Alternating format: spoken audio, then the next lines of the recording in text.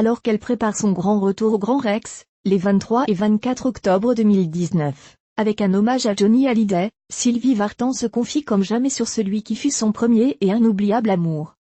Interview exclusive pour les titres du groupe Centre France La Montagne. Les 2 concerts au Grand Rex sont-ils comme d'ultimes messages d'amour envoyés à Johnny? Artistiquement oui. Mais l'amour que l'on porte aux gens que l'on a aimés est éternel.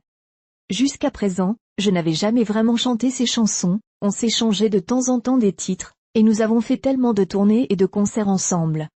La passion nous unissait autant dans notre vie privée que dans notre vie artistique.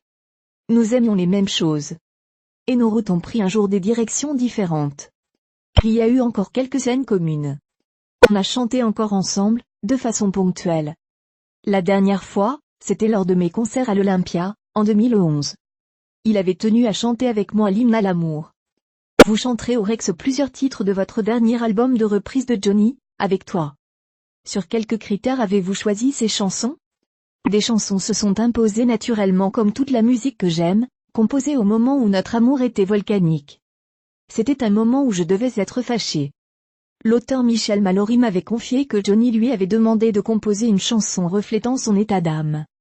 Et puis, il y a aussi Quand revient la nuit, une chanson reflétant sa tristesse lorsqu'il était alarmé. On peut ainsi retracer toute notre histoire en nous écoutant chanter. Photo, Jean-Marie Perrier. Que je t'aime a été écrite pour moi.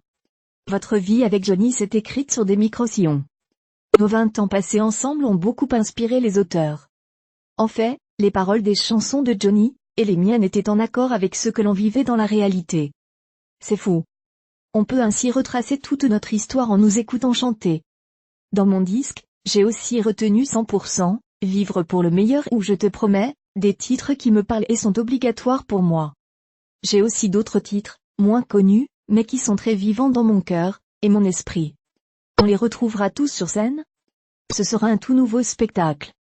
Il y aura, bien sûr, les chansons de mon dernier disque, des surprises, des documents visuels aussi, des moments intimes et forts. Ce sera la dernière fois que je ferai ce genre de spectacle.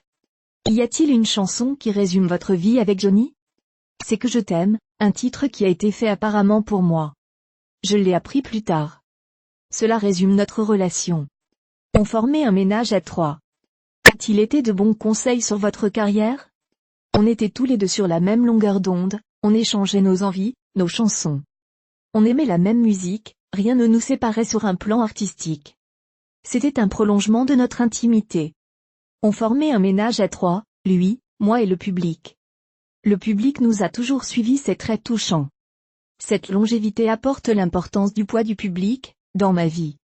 Quand on voit que les gens sont toujours aussi proches après toutes ces années, c'est très émouvant. On se connaît si bien. C'est une relation tout à fait particulière que je mesure mieux maintenant que lorsque. Vous rappelez-vous de votre première rencontre avec Johnny? C'était lors d'un concert à Romilly-la-Forêt, près de Fontainebleau. C'était la première fois que je le voyais sur scène. J'étais avec un ami et nous avons ensuite dîné ensemble. Ensuite, Johnny a demandé à son agent, Johnny Stark, de m'engager dans ses concerts. On s'est connus un peu mieux pendant les tournées. Mais on voulait garder une certaine distance artistique pour ne pas être une vedette à 2 têtes, et faire des duos en permanence. On avait chacun notre carrière même si elle était très similaire, et touchait le même public. On a grandi ensemble, on a vécu beaucoup d'épreuves, on a eu un fils ensemble. On s'est follement aimés. Photo, Jean-Marie Perrier. Il était angoissé par la solitude, pas moi. Est-ce la pression du show business qui a mis fin à votre histoire? C'est difficile de vivre cette frénésie qui était très vorace, on était vampirisé par le monde, le succès. On a grandi ensemble. Quand on s'est connus, on était des gamins, lui, 19 ans, moi, 18 ans. On avait une passion flamboyante sur scène, et dans la vie. On était très pris par le métier. On n'avait pas le même background à l'origine. Johnny était un enfant de la balle dès le départ, moi, j'étais une enfant très protégée malgré des conditions de vie très modestes. Johnny voulait toujours rester dans la folie des spectacles car la solitude l'angoissait.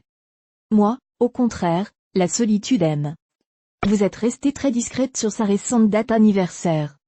Par pudeur? Il y a tellement eu de choses dites, faites. Je pense qu'on a vécu tout ça entre nous. Et puis il y a eu le mariage de Laura, le jour anniversaire de Johnny, qui est resté intime. Le plus important, c'est ce que j'ai gardé au fond de mon cœur. On a beau avoir été séparés, on s'appelait souvent.